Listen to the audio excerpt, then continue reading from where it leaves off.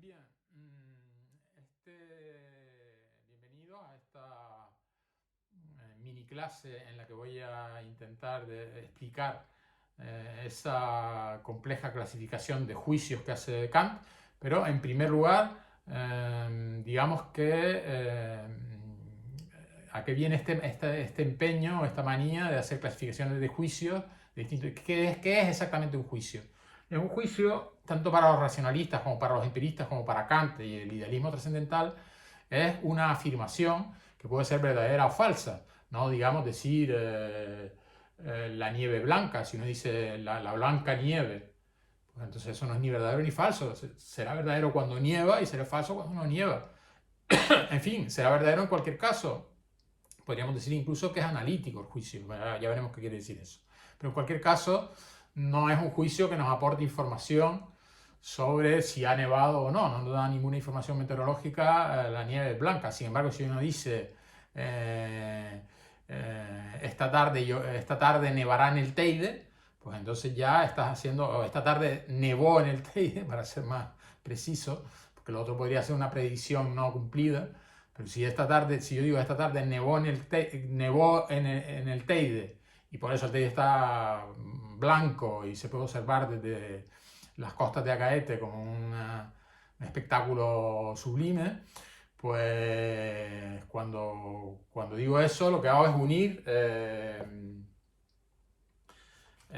esta tarde con nevar, es decir, un sujeto con un predicado. Esta tarde en el Teide, es decir, el sujeto nevará, que es el verbo, que por lo tanto implica un predicado, dice algo sobre lo que va a pasar esta tarde en el Teide.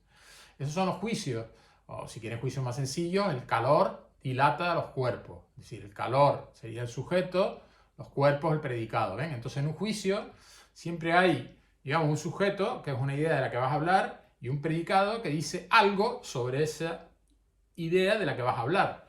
Lo que dirá Kant precisamente es que cuando uno utiliza como sujeto el alma, Dios o el mundo, entonces los predicados pueden ser pueden ser contradictorios y por lo tanto que no se pueden aplicar, ¿no?, los predicados que nosotros utilizamos para manejarnos con los objetos, con los libros, por ejemplo, o con el famoso reloj que ya me ha hecho muchas gracias sacar unas cuantas veces anteriormente. Pues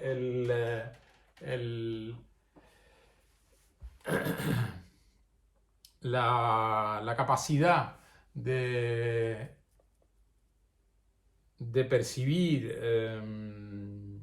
los fenómenos, por ejemplo, al yo decir, aquí tendríamos un juicio a posteriori bastante indiscutible. Este reloj, aunque podría a lo mejor por el brillo ser engañoso para ustedes, pero bueno, este reloj es blanco y negro. O este reloj está en hora. Este reloj, el sujeto, está en hora, el predicado. Este reloj es negro y blanco. Este reloj, el sujeto, es negro y blanco, el predicado. Y nosotros, por experiencia, a posteriori, observando el reloj, decimos este juicio es verdadero. Entonces, que si hubiera dicho este reloj es rojo, entonces me diría no, ese predicado de rojo no puede aplicarse a este sujeto. Por eso, para poder determinar el color de un reloj, pues no hace falta no solamente cuestiones, digamos, elementos a priori, sino información a posteriori. Bien, como decía, quería empezar por el asunto de los juicios, de la clasificación de los juicios. He intentado explicar, por lo tanto, por qué esa manía de hacer clasificaciones de juicios, y es porque, claro, las ideas por sí solas no son ni verdaderas ni falsas. Si yo digo vaca o digo unicornio, pues en los dos casos estoy definiendo una entidad cuya diferencia es exclusivamente que a las vacas las he percibido y a los unicornios no. Pero eso no significa que no puedan haber unicornios en algún mundo, en algún planeta extrasolar, en fin, que puedan tener algún tipo de existencia en un mundo muy lejano, ¿no?, los unicornios. Y eso es lo de menos, es decir, la cuestión es que cuando yo digo vaca solo, no es ni verdadero ni falso. Sería verdadero, la vaca da leche, ¿vale? Entonces sí, pero también sería verdadero, el unicornio tiene un cuerno. Claro, en este caso estamos hablando ya veremos que cuando uno dice el unicornio tiene un cuerno, no es lo mismo que cuando uno dice la vaca da leche. Porque la vaca da leche sería más bien a posteriori, mientras que el unicornio tiene un cuerno, yo apostaría porque se trata de un juicio a priori analítico. Bien, por eso ven, aquí, por eso hay que saber qué tipo de juicio es lo que estamos usando, porque no es lo mismo decir la vaca da leche que el unicornio tiene un cuerno. Y mucho menos no es lo mismo decir la vaca, hay vacas que existen en los prados bueno, de Gran Canaria, creo que hay pocas, pero bueno, puede haber algunas. Y desde luego, ese sería un juicio verdadero a posteriori. Habría que ir al Prado de Gran Canaria a ver si hay vacas o las tienen encerradas en unos establos inmundos. Y por otro lado, la frase, por ejemplo, hay un grupo de unicornios que habitan cerca del Roque Nulo. Evidentemente uno va por ahí al Roque Nulo y si no se encuentra los unicornios nunca, pues dirá que ese juicio es falso. Incluso si uno dijera los unicornios existen en algún lugar del planeta, pues lo mismo. O sea, uno recorre el planeta entero y no encuentra unicornios por ningún lado, ¿no? Bien, entonces vayamos a esta clasificación de los juicios, que es muy importante para todos los filósofos modernos. Para eso he hecho un pequeño esquema que voy a poner aquí un momento, en el que, como ven, primero, bueno, voy a hacerle ahí una foto, porque si no, yo no voy a poder saber tampoco lo que dice. He puesto, bueno, que la epistemología del idealismo moderno, que incluye racionalistas, empiristas y el idealismo trascendental de Kant, todo comienza justamente por analizar los conocimientos de que disponemos, ¿no? Y los conocimientos de que disponemos no son solo ideas sueltas, como por ejemplo empieza Descartes en su discurso del método a decir, ¿no? Sino que lo importante, que también lo dirá Descartes, no es ningún tonto, no es la idea suelta, sino la idea, digamos, unida a un predicado. Por ejemplo, yo existo, independientemente de mi cuerpo, que sería el cogito sum, ¿no? Cogito ergo sum. Eso es un juicio, y es un juicio a priori, ¿no? Para Descartes. Entonces, como ven, todo conocimiento se expresa siempre en juicios, es decir, en una proposición, que no es exactamente una frase, porque la frase sería, digamos, la parte escrita o la parte lingüística del asunto, la parte de significante, sino se está refiriendo a los significados, a donde llevan esos significantes, ¿no? Eso es lo que sería un juicio. Esos significados pueden tener, porque claro, el unicornio hay un unicornio que vive cerca del Roque Nublo, pues una frase muy bonita, pero no es un juicio verdadero. Ya si juzga si eso es verdadero o falso, diría, pues es falso.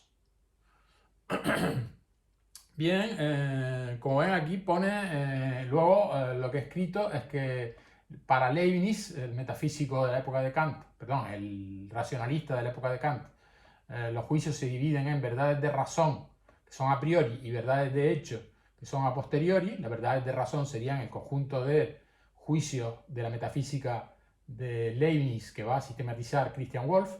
Y por otro lado, el empirismo de Hume divide también en dos los tipos de juicios, unos también a priori y otros a posteriori. Los a priori son los que él denomina relaciones de ideas y los a posteriori son las cuestiones de hecho, es decir, todas las formulaciones de la física, de la biología, etc., ¿no? Las relaciones de ideas, ¿qué sería? Pues serían la matemática o la lógica o las definiciones de un diccionario, como por ejemplo el unicornio es un caballo con un cuerno. Esa definición no es falsa. Si uno busca unicornio en un diccionario, pues descubrirá que efectivamente el unicornio es un caballo con un cuerno. En fin, es un animal mitológico con aspecto de caballo con un cuerno. ¿Y qué sería eso? Pues una relación de ideas, ¿no? La relación de ideas es que aquí estamos relacionando los cuernos de los rinocerontes o de otro tipo de animales que tengan cuernos, como los ciervos, etcétera, con el caballo. Y entonces nuestra imaginación asocia ambas ideas y crea una frase como el unicornio es un animal mitológico similar a un caballo con cuernos. el problema, la diferencia, digamos, entre Leibniz y Hume es que para Hume los juicios a priori, es decir, las relaciones de ideas, no ofrecen conocimiento del mundo, sino lo que hacen es, en realidad, digamos, reorganizar el conocimiento que ya tenemos del mundo, ya sea a través de esquemas matemáticos, ya sea a través de esquemas lógicos o ya sea a través de definiciones. Digamos que, por tanto, las relaciones de ideas como juicio para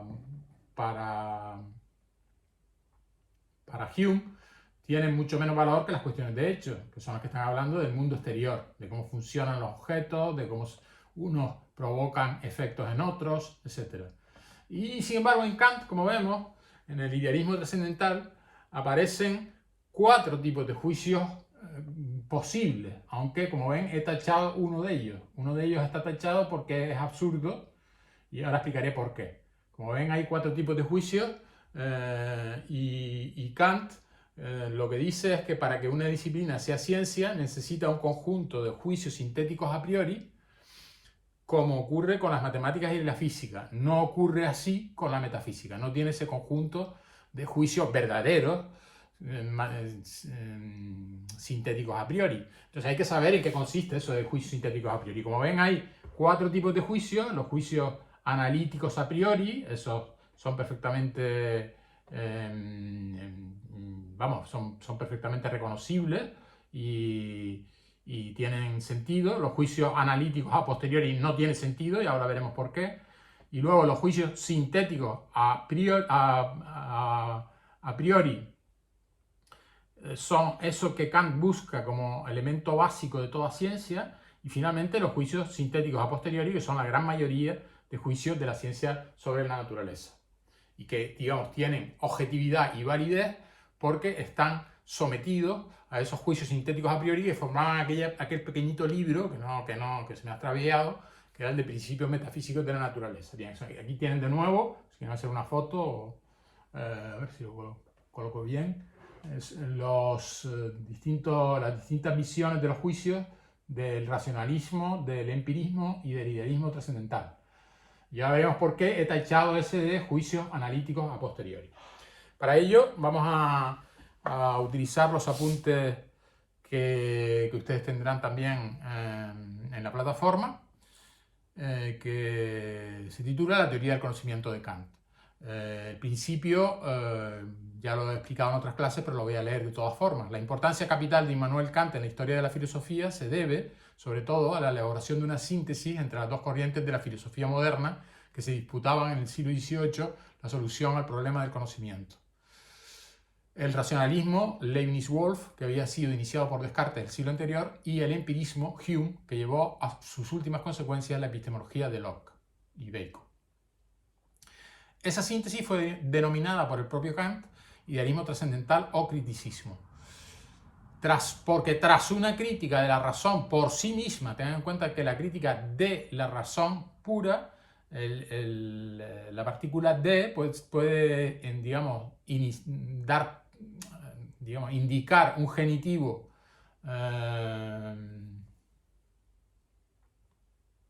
es decir, puede indicar que la razón puede indicar que se critica a la razón desde fuera, pero Kant aquí quiere unir a esa, digamos, razón desde fuera que quiere indicar que la razón es también el sujeto, o sea, podría ser el objeto de la crítica, pero es también el sujeto de la crítica. La razón es criticada, pero la razón es criticada por ella misma, o sea, autocriticada, sería como una autocrítica de la razón, ¿no?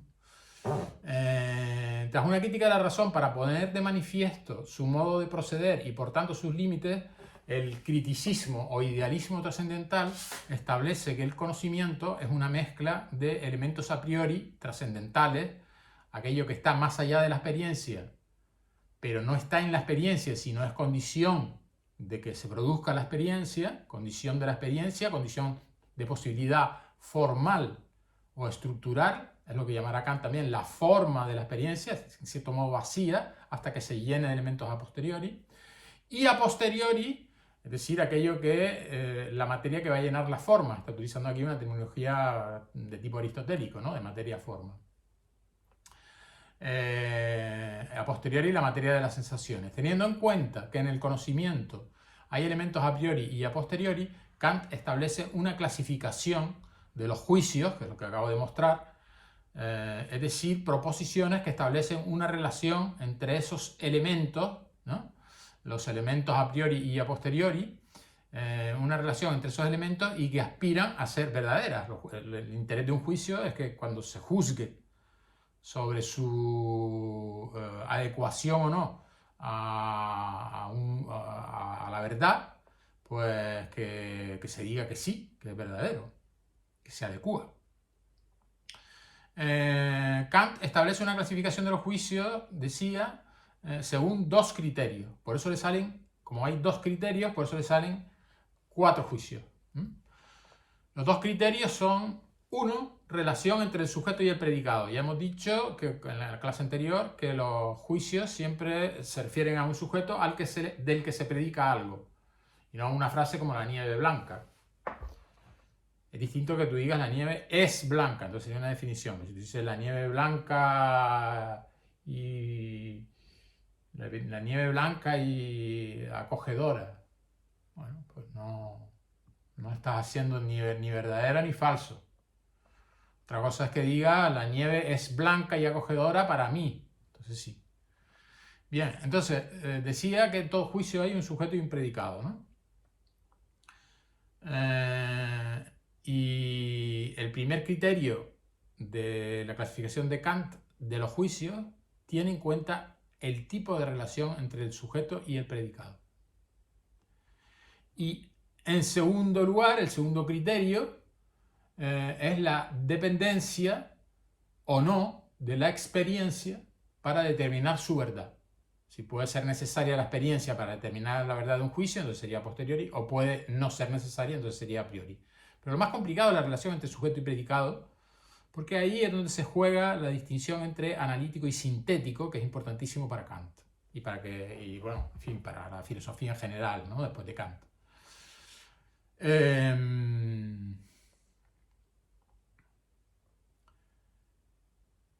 Bien, pues según la relación entre sujeto y predicado tenemos dos tipos de juicios. Uno, los juicios analíticos. Y dos, los juicios sintéticos. Juicios analíticos. La verdad del juicio, estamos todavía en la relación de sujeto y predicado. Juicios analíticos. La verdad del sujeto, la verdad del juicio, de esa proposición, depende de que el predicado esté ya incluido en el sujeto. Eso es lo que pasa en un juicio analítico, que el predicado esté ya incluido en el sujeto. O sea, pues se llama analítico porque cuando se analiza el sujeto, encontramos en él ya el predicado. No dice nada nuevo sobre el sujeto, simplemente aclara una de sus características ya aceptadas en la definición del sujeto. Por ejemplo, un triángulo es una figura geométrica. Sabemos todos que sería como una definición muy amplia de triángulo, una figura geométrica. Pero está claro que no nos está descubriendo ninguna característica nueva sobre los triángulos. Todos sabemos que los triángulos, los círculos, etc., son figuras geométricas. Ampliamos un poco más, pero todavía de forma analítica. Es decir, analicemos un poco más el concepto de triángulo. ¿Qué es un triángulo? Una figura geométrica. ¿Pero qué más? Pues es una figura geométrica que tiene 3 ángulos y 3 lados. Entonces, el decir que un triángulo tiene 3 ángulos y 3 lados aumenta nuestro conocimiento sobre los triángulos. No, porque únicamente nos está indicando qué es un triángulo, pero no qué características tiene. Por ejemplo, una de las características es que un triángulo, si tú sumas los 3 ángulos que tiene, pues obtendrás la cifra de 180 grados, ¿no? La suma de los ángulos de un triángulo es 180 grados. Eso no está en la definición de triángulo.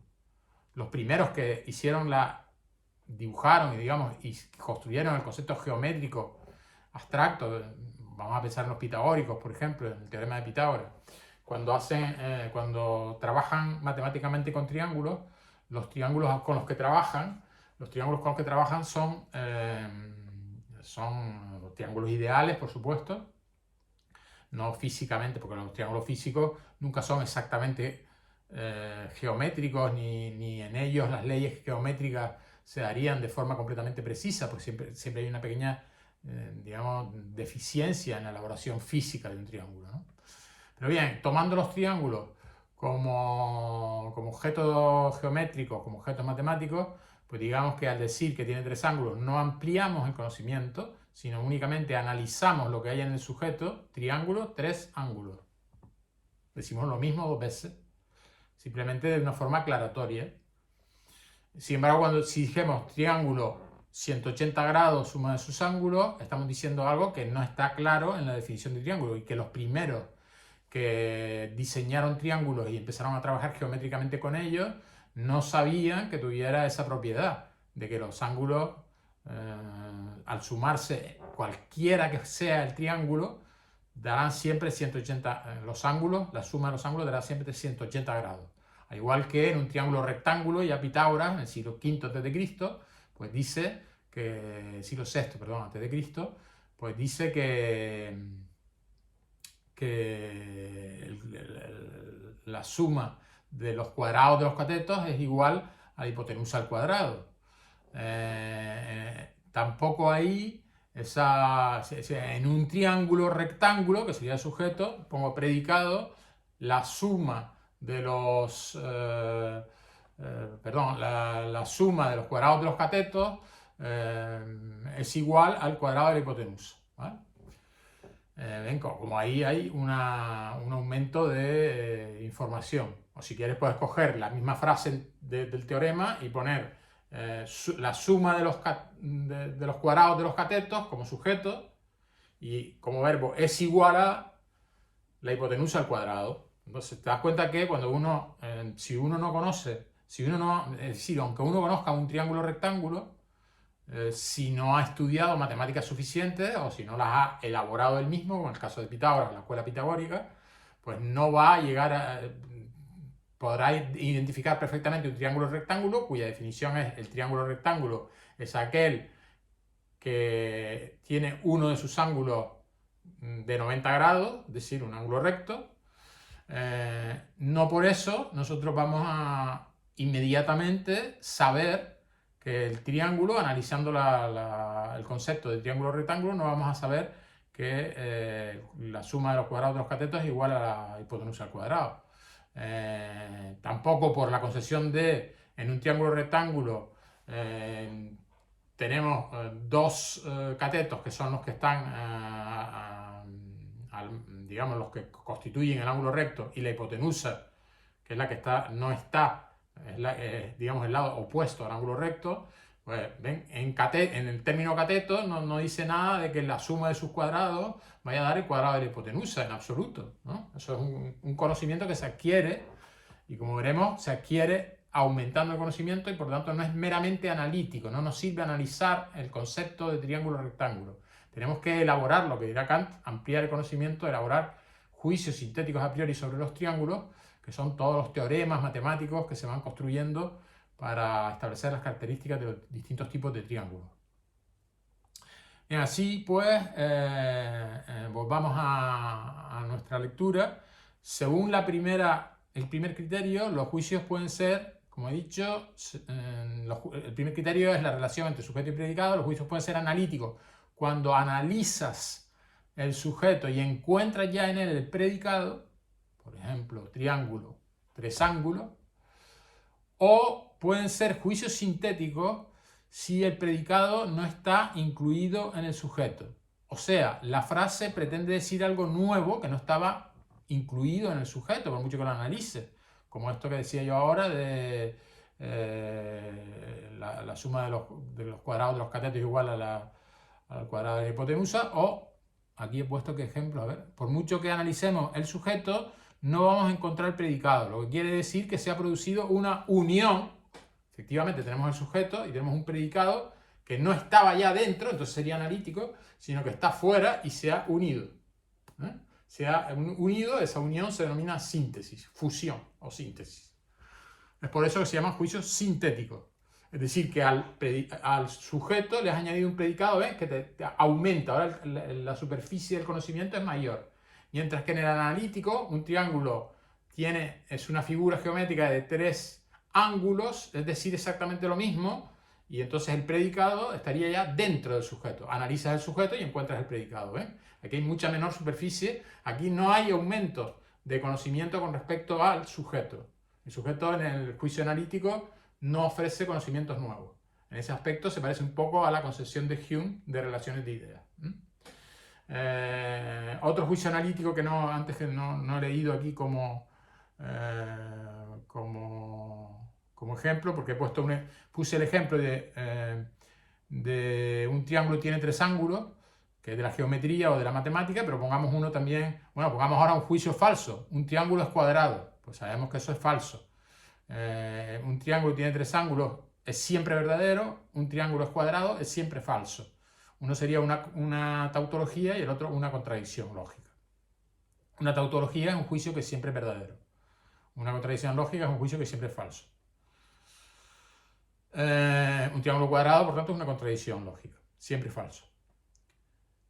Ya que pretende aclarar una característica del sujeto que contradice la definición de dicho sujeto. Claro, si tú dices un triángulo es cuadrado, esto no encaja aquí, ni se puede sintetizar, ni se puede mezclar dentro, porque no analiza el sujeto y no encuentras ningún cuadrado. Ni puedes tampoco, digamos, unir el cuadrado al triángulo, como para hacer el cuadratriángulo. Eso no existe.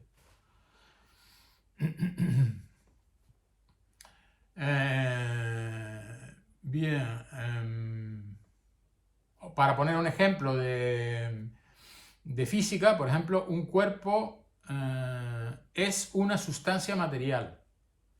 Sustancia material es la definición de cuerpo, ¿no? Un ente material, puesto que digamos que si pensáramos que existe un espíritu o una mente independientemente del cuerpo, como pensaba Descartes, pues entonces diríamos no es una sustancia material. La psique no es una sustancia material, es una sustancia pensante, ¿no? Pero está claro, pues ahí podríamos ponernos a discutir.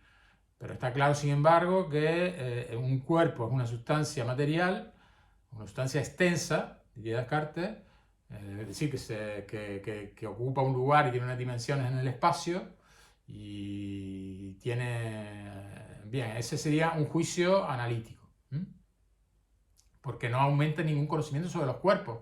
No nos dice si los cuerpos, cuál es la materia de esos cuerpos, si los cuerpos van a caer o a subir, si hay alguna ley de la caída del cuerpo, si un cuerpo atrae a otro cuerpo, como por ejemplo la ley de la gravitación universal, el Sol a la Tierra, que por eso gira alrededor de ella, y no se va a la Tierra porque está siempre atraída por el Sol. Otro juicio analítico, ahora ya, por ejemplo, de mera definición, sería también del mundo físico, todos los ciegos. Entonces, nosotros conocemos el término ciego. ¿Qué significa ciego? Analizamos el término ciego y encontramos que significa no vidente, persona no vidente, que no puede ver. Entonces, si decimos todos los ciegos son invidentes, invidente estaba ya dentro de la definición de ciego, dentro del concepto de ciego, ¿ven? Entonces no hemos aumentado ningún conocimiento sobre la ceguera. Mientras que si tú dices que los ciegos tienen dañada el cristalino con una catarata, por ejemplo, pues sí estás ampliando el concepto, porque tú no sabes, al principio la medicina no sabe por qué la gente es ciega. Tienen que empezar a tener, digamos, experiencias a posteriori para poder añadirle, sintetizando, pues daño en la catarata, daño en el cristalino con una catarata, y ahí le sumas otra cosa más, daño en el nervio óptico, o más allá, daño en la corteza occipital, etc. Eso sean juicios sintéticos, ¿no? Pero por ahora estamos dentro de los juicios analíticos. Todos los ciegos son invidentes, es una típica tautología lógica, ¿no? Será un juicio siempre verdadero, pues como decir A es A. Ciego, que significa no vidente, es no vidente, pues, invidente. Pues estás diciendo lo mismo 2 veces. Simplemente estás, digamos, aclarando términos, ¿no? Aclarando términos para que cuando una persona oiga la palabra ciego, sepa que te estás refiriendo a ese tipo de entidades, a ese tipo de personas o animales que no ven. Bien, según entonces este primer criterio, relación sujeto y predicado, tenemos también los juicios sintéticos. He estado poniendo ejemplos de juicios analíticos, ¿no? Según esto hay juicios analíticos que son, si están bien hechos, pues si son verdaderos para siempre, y que no hay... Bueno, y ahora veremos lo que pasa cuando mezclamos con el otro criterio de clasificación, que es el de si es a priori o a posteriori, ¿no? Por lo pronto ya sabemos lo que son los juicios analíticos. No aumentan, pues, nuestro conocimiento, simplemente aclaran el conocimiento que ya tenemos y los términos en el que se expresa ese conocimiento. Los juicios sintéticos, segundo tipo del primer criterio, relación, sujeto y predicado. Los juicios sintéticos, que ya acabo de poner uno, ¿no? Este de los ciegos tienen dañado el cristalino, la córnea, etc. Entonces ves que va aumentando la síntesis, de forma que tu conocimiento se hace muchísimo más amplio, ¿no? Sobre el sujeto, que es el ciego. Juicio sintético. El predicado no está incluido en el sujeto.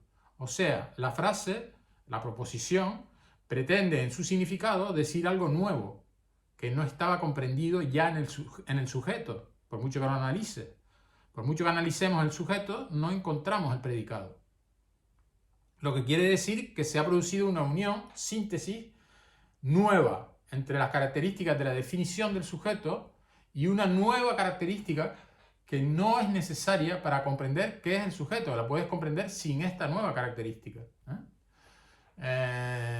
Por ejemplo, un triángulo tiene tres ángulos. Un triángulo tiene tres ángulos que suman 180 grados. Es el predicado, ¿no? Tiene tres ángulos que suman 180 grados. Eso aumenta nuestro conocimiento sobre los triángulos. Si encima ponemos que si es rectángulo, la suma de los cuadrados de los catetos es igual al cuadrado de la hipotenusa, aumentamos más el conocimiento de los triángulos. Si colocamos otra idea de triángulo, otra nueva idea sobre los triángulos, que es, por ejemplo, el área de un triángulo es la base por la altura dividida entre 2. Vamos como ampliando nuestro repertorio de conocimiento sobre el sujeto triángulo. Mientras cuando decimos un triángulo tiene tres ángulos, estamos en el mismo sitio, en el juicio analítico. Los otros son juicios sintéticos, ¿no? De sí se ha producido una unión, síntesis nueva entre las características de la definición del sujeto y una nueva característica que no es necesaria para comprender qué es el sujeto. Por ejemplo, un triángulo tiene tres ángulos que suman siempre 180 grados. O bien, todos los ciegos tienen los ojos enfermos. Fíjate que el primer juicio es verdadero porque es una parte de los juicios sintéticos de la matemática. Es verdadero siempre, como veremos, porque se trata de un juicio estrictamente a priori, mientras que el segundo es un juicio sintético a priori, por lo tanto, el del triángulo tiene 180 grados como la suma de sus ángulos, es un juicio sintético porque amplía el conocimiento, pero es a priori porque no hace falta que tú vayas a medir cada triángulo a posteriori, es decir, tener una experiencia de cada triángulo y ahí con el transportador a ver si la suma de los ángulos te da 180 grados. No hace falta, eso solamente lo hace un tonto. No hace falta. Ya una vez que lo has demostrado, sabes que siempre en el triángulo ideal se va a producir esa equivalencia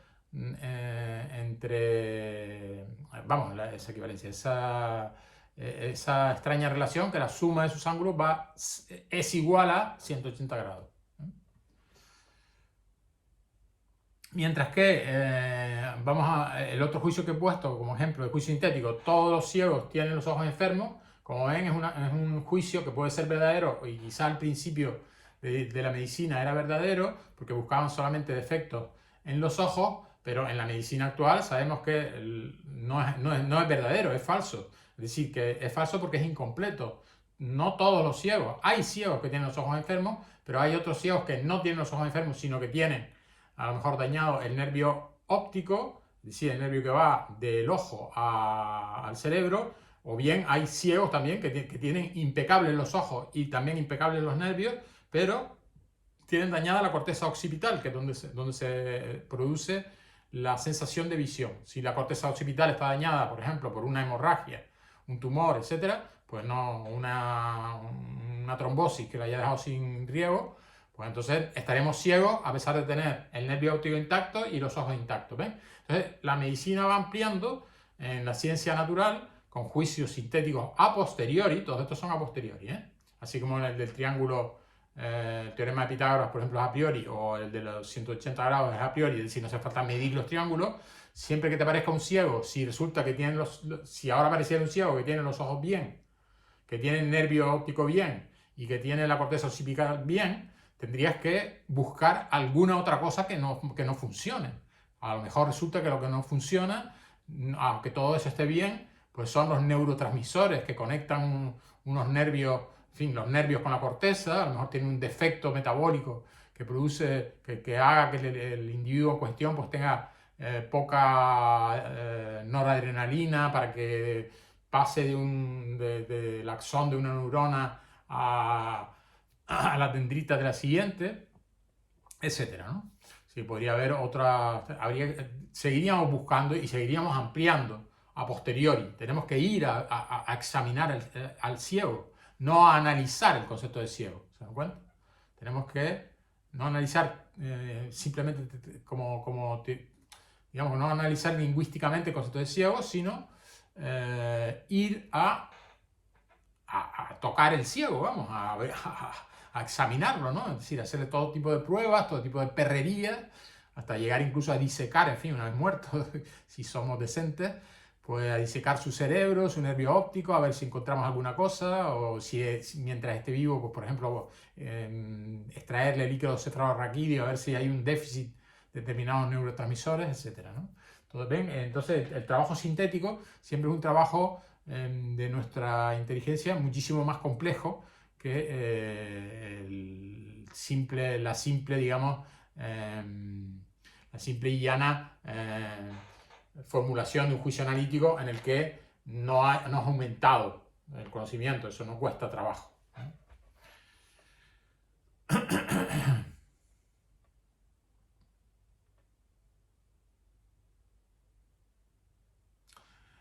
Como decía, aquí en los apuntes dice precisamente el primer juicio es verdadero, parte de los juicios sintéticos de la matemática, el de un triángulo tiene tres ángulos que suman siempre 180 grados, y el segundo es falso, que era el que había puesto yo de todos los ciegos tienen los ojos enfermos. Es falso en la medicina actual porque que sería parte de los juicios sintéticos de la física o ciencia natural.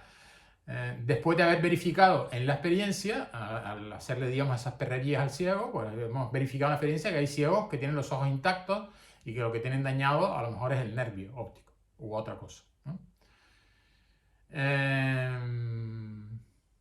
Entonces hemos acabado ya con el primer criterio de clasificación. Tenemos por un lado los juicios analíticos que no aumentan el conocimiento, el sujeto se queda encerrado, digamos, dentro de sí mismo. Sujeto de la frase, ¿eh? No estamos hablando ahora del sujeto. Sujeto hay que tener cuidado porque en filosofía moderna se habla de sujeto cuando estás formulando un juicio como aquello de lo que le vas a predicar alguna característica, y también se habla de sujeto como el individuo en tanto que sujeto cognoscente, es decir, en tanto que maquinaria, digamos, que va a pretender conocer el mundo, conocer los objetos, ¿vale? Estamos hablando ahora, por tanto, del sujeto de una oración, del sujeto de un enunciado, que es el significado de la oración. La oración es simplemente el sonido, que puede ser bello, por ejemplo, en una poesía, pero a nosotros lo que nos interesa ahora no es la belleza de los significantes del juicio, sino los significados, ¿vale? Y a eso se le llama proposición, enunciado, juicio. En la filosofía más contemporánea pues se suele emplear más que juicio, enunciado, proposición, etc. Pero es lo mismo. Bien, entonces, después del primer criterio, que era la relación entre sujeto y predicado, a ver si estaba dentro o si estaba fuera, y iba añadiendo cosas, que es el sintético, que son los buenos, digamos, los juicios potentes, ¿no? Ahí estaríamos, digamos, cerca de la concepción de Humeana, de que las verdades, las relaciones entre ideas, que son los juicios a priori, no aumentan el conocimiento. Es decir, en definitiva, Hume estaría considerando que todos son analíticos, los juicios a priori. Y Kant, en cambio, va a decir que no, que hay juicios como el de por ejemplo, ya en la matemática he puesto el ejemplo del teorema de Pitágoras de los 180 grados, de la suma de los ángulos, vemos ahí, o el cálculo del área, vemos ahí que eso va aumentando el conocimiento que tenemos del sujeto. Por lo tanto, no es una mera relación de ideas que no nos informa sobre el sujeto del que estamos hablando con características nuevas. No, nos está informando sobre características nuevas del sujeto, ¿vale? Por tanto, en ese aspecto, digamos, estaría más cerca de la concepción de verdades de razón de Leibniz, ¿no? Lo que pasa es que para Leibniz las verdades de razón eran también un poco parecidas a las analíticas. No vamos a entrar en detalle, ¿no?, en la concepción de juicios que tiene Leibniz. Simplemente que vean que tanto para Hume como para Leibniz había dos tipos de juicios simplemente, es decir, un solo criterio, que fueran a priori o a posteriori. En cambio aquí está el a priori y a posteriori, que es el segundo criterio después de la relación de sujeto y predicado. El segundo criterio que emplea Kant es la dependencia de la experiencia para determinar la verdad del juicio. ¿En qué medida dependen de la experiencia para probar, para demostrar que el juicio sea verdadero o falso? Dependencia de la experiencia quiere decir que en algunos juicios será necesario hacer nuevas observaciones, nuevos cálculos, nuevas investigaciones, y eso serían los juicios, digamos, a posteriori, mientras que los juicios que son independientes de la experiencia, como por ejemplo, tanto un triángulo tiene tres ángulos como un triángulo, la suma son 180 grados, no hay que ir a calcularlo a la experiencia, no hay que ir a medir cada triángulo, ¿eh? Mientras que en el caso de si los ciegos tienen dañada alguna parte de su cuerpo, sí hay que seguir examinando ciegos de aquí hasta el final de la humanidad. Y la medicina, por lo tanto, probablemente descubrirá nuevos casos de ceguera extraña que hasta ahora todavía no se han podido resolver. Entonces, según el primer criterio, por tanto, son o bien analíticos o bien sintéticos. Según el segundo criterio, dependencia o no de la experiencia para determinar la verdad del juicio, tenemos juicios a priori, que son independientes de la experiencia, como un triángulo tiene tres ángulos, se repite, ¿eh? Un triángulo tiene tres ángulos que suman siempre 180 grados, es decir, tanto el analítico, un triángulo tiene tres ángulos, es siempre verdadero e independiente de la experiencia, como el sintético, un triángulo tiene tres ángulos que suman siempre 180 grados, ¿ven? Ese amplía, no es analítico, pero también es independiente de la experiencia, no hay que ir a medir, igual que no hay que ir a ver no hay que ir a comprobar que cada triángulo tenga tres ángulos, porque si no los tuviera, no sería un triángulo. Y si un triángulo no tuviera la suma de sus ángulos 180 grados, tampoco lo sería, ¿eh? Bueno, sería un triángulo muy raro. A lo mejor efectivamente podría ser un triángulo, por ejemplo, de una geometría no euclídea. Son las que se utilizan para hacerse cargo de las novedades de la teoría de la relatividad de Einstein, por ejemplo. Así pues, he puesto aquí como ejemplo de juicios a priori. Un triángulo tiene tres ángulos, que suman siempre 180 grados. Todo suceso, una enfermedad por ejemplo, tiene una causa. Todo suceso tiene una causa, es independiente de la experiencia, puesto que si tú no encuentras la causa de una enfermedad, por ejemplo, que es un suceso, por ejemplo, de la pandemia del COVID-19, si tú no encuentras una cepa del virus en una persona que tiene síntomas de COVID-19, pues vas a buscar, evidentemente, si no será otro tipo de germen, de virus en este caso, porque son los que denominan cepas, es decir, mutaciones o variaciones del primer virus original. ¿Ve? Entonces tú tienes que estar constantemente, digamos, ampliando, o sea, ahí dependería de la experiencia. Entonces sería un juicio a posteriori. Pero sin embargo, si tú dices todo suceso tiene una causa, eso no puede ser violado por la experiencia, puesto que si tú no encuentras la causa, digamos, del enfermo que te digo, que llega a la UBI con síntomas de COVID y se le hace la prueba y sale negativa la PCR porque no tiene el COVID de la cepa anterior, sino una cepa nueva que no detecta ese PCR, pues entonces nosotros no diremos que ese suceso, es decir, ese enfermo de COVID, es un enfermo de COVID sin causa, un enfermo que parece COVID pero que no tiene causa, ¿no? Investigaremos la causa y detectaremos de esa manera la nueva cepa, ¿no? Bien. Por tanto, todo suceso tiene una causa, es independiente de la experiencia, pero ya cuando pasamos a una enfermedad concreta no es independiente de la experiencia. Veremos que, por lo tanto, suceso y causa son términos que se mueven en el terreno de lo trascendental, dirá Kant, mientras que ya cuando uno se mete en la experiencia de una enfermedad concreta, pues estaría en el terreno de la física experimental, o de la ciencia natural experimental. El primero de estos juicios, un triángulo tiene tres ángulos, es analítico a priori. ¿Ves? Ahora se empiezan a mezclar las cosas. Es analítico, porque ya lo habíamos visto antes, ya que al analizar el sujeto de triángulo detectamos que tiene tres ángulos, y es también a priori porque no hace falta estar midiendo los tres, mirando cada triángulo a ver si tiene tres ángulos, ¿vale? Eso no tiene ningún sentido. El primero, por tanto, es analítico a priori. Los otros dos son sintéticos a priori, que la suma de los ángulos de un triángulo sea 180 grados no está en coseta de triángulo, sino amplía. Pero es a priori porque no hace falta ir tampoco a medir los ángulos con un transportador, como decíamos antes. Y todo suceso tiene una causa. También es, como acabo de decir, una frase que es siempre verdadera, independientemente de que la experiencia nos muestre la causa o no. Si no nos la muestra, tendremos que seguir buscándola indefinidamente hasta que la encontremos. La otra posibilidad, según este segundo criterio, según el primero eran los juicios analíticos o sintéticos, según el segundo, dependencia de la experiencia para demostrar su verdad, pueden ser a priori, como acabo de poner ahora, independientes de la experiencia o dependientes de los datos de la experiencia. Si son dependientes de los datos de la experiencia, entonces serían, según la dependencia, serían a priori los que son independientes y a posteriori los que son dependientes de la experiencia. Luego hay dos tipos aquí y dos tipos aquí. Entonces, al tener dos tipos de juicios según el primer criterio y dos tipos de juicios según el segundo criterio, al mezclarlos, ¿ves? Te salen cuatro posibilidades. Juicios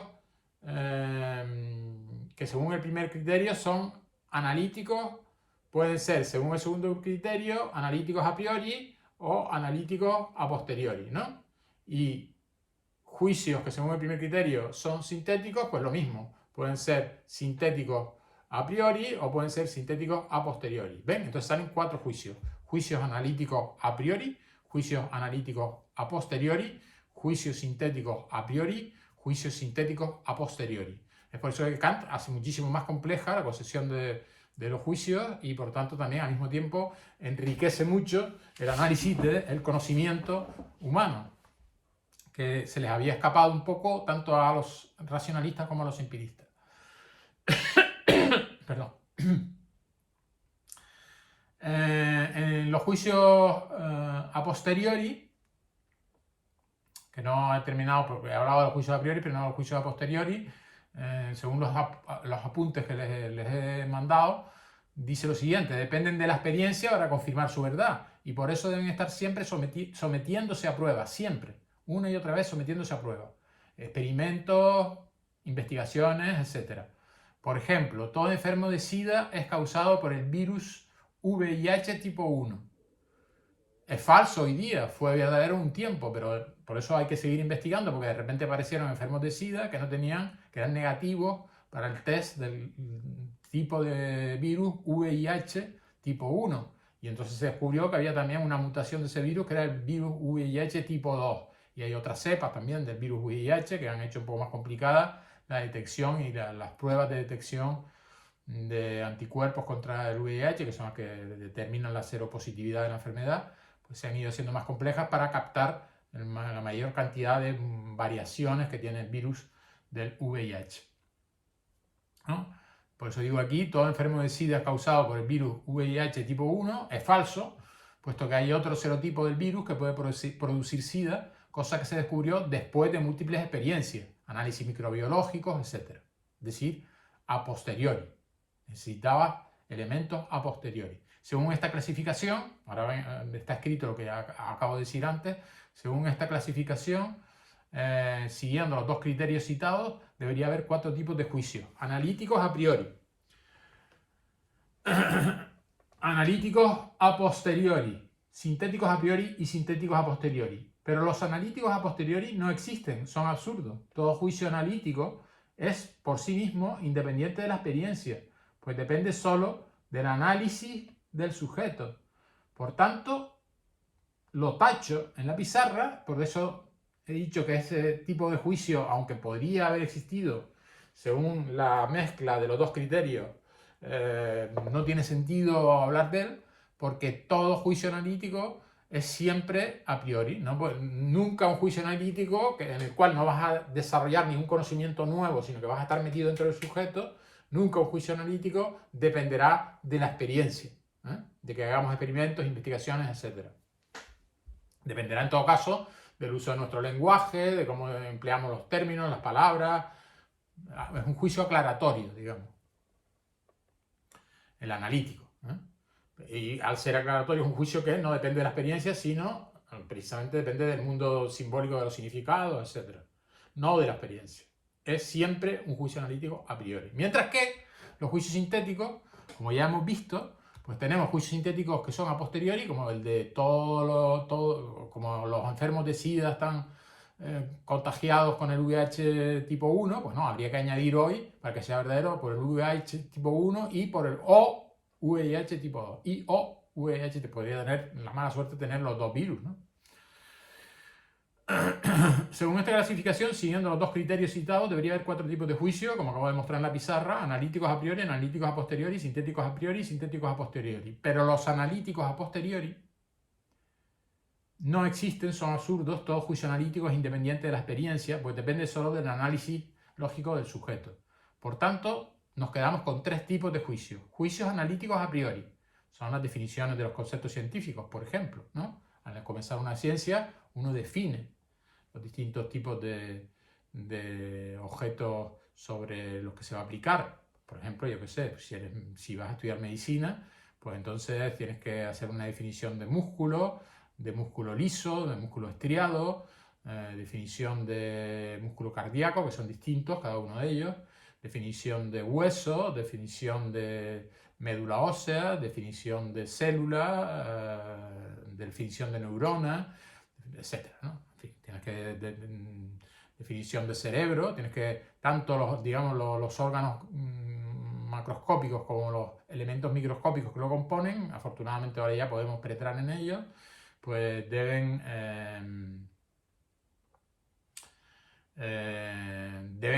antes de examinar las características que los conocimientos nuevos sintéticos a posteriori que vamos a ir añadiendo, por ejemplo, una neurona, pues tiene un tipo de funcionamiento en el que el potencial de acción va en la dirección de las dendritas al axón.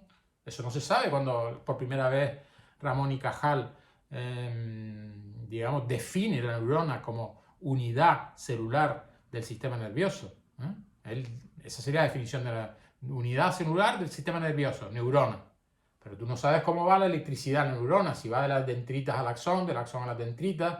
En las primeras preparaciones que hace Ramón y Cajal, él todavía no lo sabe, tiene que hacer hipótesis que luego se verificarán y que efectivamente dirán que al menos en determinado tipo de neurona donde el cuerpo de la neurona y la dendrita y tienen un axón largo que conecta con otras células, la dirección de la electricidad, de la electricidad, en fin, del intercambio de cargas negativas y positivas en la neurona, que es una especie de electricidad, pues va a bajar en dirección al axón para pasar a la dendrita de la neurona siguiente y transmitir así, a su vez, el impulso eléctrico.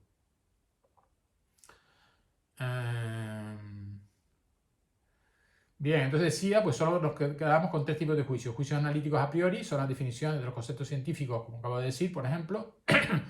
Pero luego juicios sintéticos a posteriori, que son la mayoría, son casi todos los juicios de la física entendida como ciencia natural en general, que incluiría la química, la biología, la medicina, etc. Juicios sintéticos a posteriori son casi todos los de casi todo el conocimiento científico natural. Y finalmente la gran innovación de Kant, los juicios sintéticos a priori, ¿no? Que yo lo pongo aquí en la página, precisamente marcado con mayúsculas y negrita, ¿no? Juicios sintéticos a priori, la gran innovación kantiana, algo difícil de aceptar porque Hume diría que todo conocimiento sintético tiene que ser forzosamente a posteriori, es decir, de elementos que me vengan de la experiencia. Pero en Kant, acuérdense de la frase de la crítica de la razón pura, en la que se dice, en la introducción de la crítica de la razón pura, pues se dice, voy a aprovechar también para leer una cita que me gusta mucho. Se dice ya desde el principio, vamos, comienza la crítica de la razón pura, digamos, la parte dedicada a introducir y explicar de qué va la obra.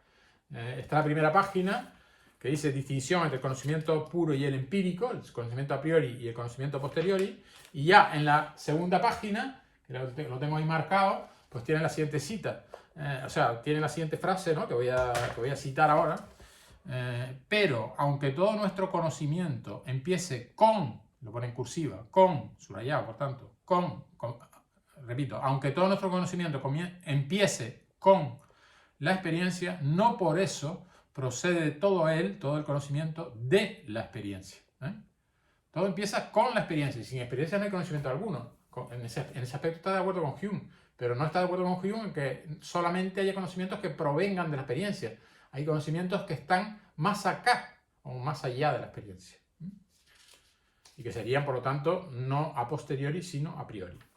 Y digo que aprovecho porque sí, he visto aquí ahora un poco por casualidad una cita que me gusta mucho y que, digamos, haría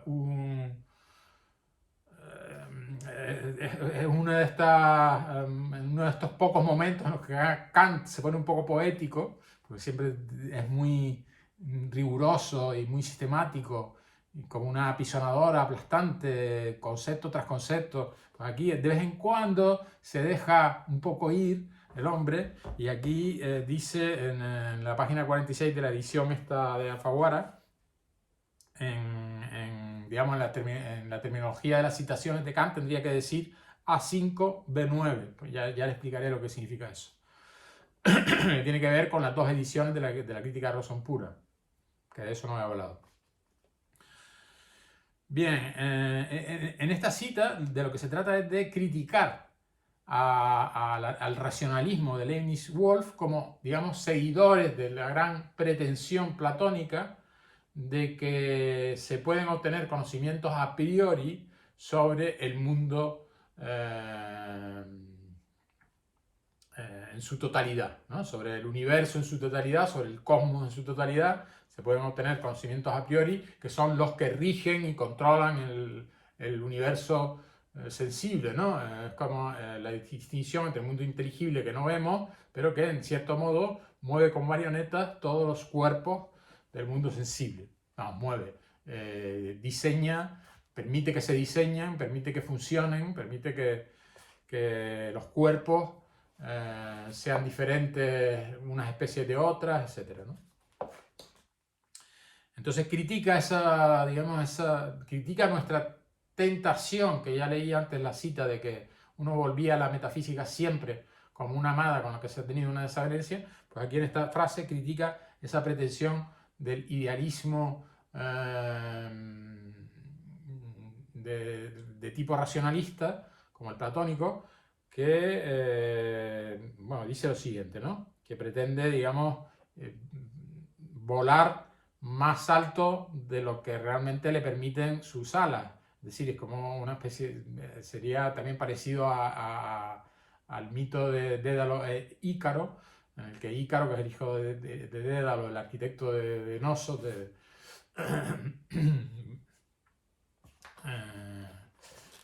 de allí donde habitaba el Minotauro, pues, y que tiene también cierta responsabilidad en la aparición del Minotauro. Si alguien siente curiosidad, pues que lo busque. Pues Ícaro vuela demasiado alto, es decir, se pasa de donde Dédalo le había dicho que se mantuviera, se acerca demasiado al Sol. Claro, hay que imaginar en esa época que se piensa que el Sol está mucho más cerca, ¿no?, de lo que está. En fin, Ícaro vuela tan alto que por tanto digamos, casi toca el Sol, y entonces el Sol derrite la cera que mantenía unidas las plumas de sus alas y cae, ¿no?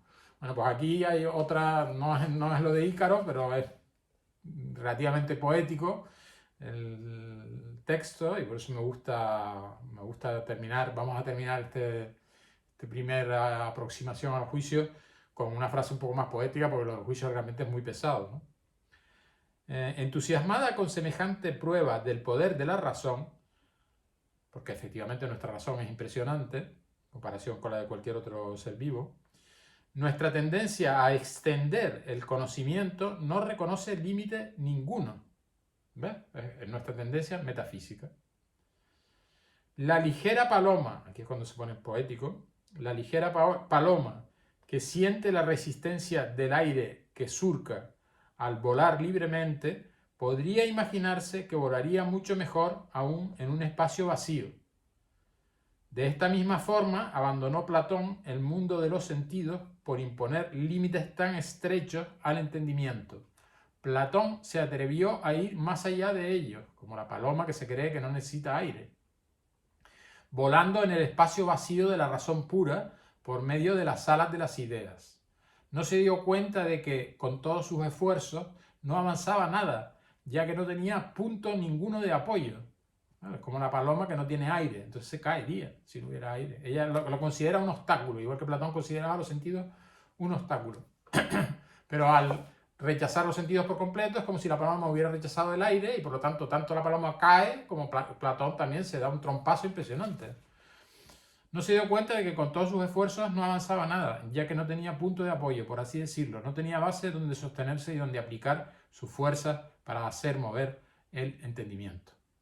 Para hacer mover el entendimiento. Esta es la clave precisamente de la razón. La razón es como la maquinaria que tiene nuestro sistema, el conjunto de nuestras facultades intelectuales, que por ahora, como hemos dicho, son sensibilidad, entendimiento y razón, aunque, como veremos, entre la sensibilidad y el entendimiento hay otra cuarta facultad que complica un poco las cosas, aunque nosotros aquí casi no lo tocaremos, que es la imaginación, pero es interesante destacar que para Kant existen, por tanto, como facultades de conocimiento, la sensibilidad, el entendimiento y la razón son las principales, pero la imaginación también tiene un cierto papel, y la memoria, evidentemente, también tiene un cierto papel. Todas esas serían facultades de conocimiento. Por otro lado, en la acción tenemos la facultad de la voluntad, que tiene se rige por un uso de la razón completamente distinto, ¿no?, que es el uso práctico de la razón. Bien, pues con esto terminamos esta demasiado larga, me temo, clase sobre la clasificación de los juicios, pero yo creo que es importante que, si ustedes quieren entender bien el resto, digamos, el resumen de los apuntes de Kant, y sobre todo responder correctamente a lo que piden en selectividad, que es compararlo con otros autores, por ejemplo, con el tema de los juicios, pues pueden comparar con los racionalistas y con los empiristas. Y sobre todo comprender bien los conceptos de Kant como ilusión trascendental o como giro copernicano, etc. Pues entender bien la clasificación de los juicios, que son como un punto de partida que él propone para, a partir de ahí, comenzar a avanzar en el análisis de los elementos de esos juicios, para saber cuáles son legítimos y cuáles nos van a condenar a un error perpetuo. Pues bueno, me parecía pues eso, interesante dedicarle, me temo que 1 hora a este tema del juicio. Pero bueno, en una clase, en general suelo tardar una clase en explicarlo, es decir, que una clase dura aproximadamente 1 hora, o duraban, y es el tiempo que he tenido yo para explicarles este tostón de los juicios, de la clasificación de los juicios en el idealismo trascendental. Bueno, hasta pronto.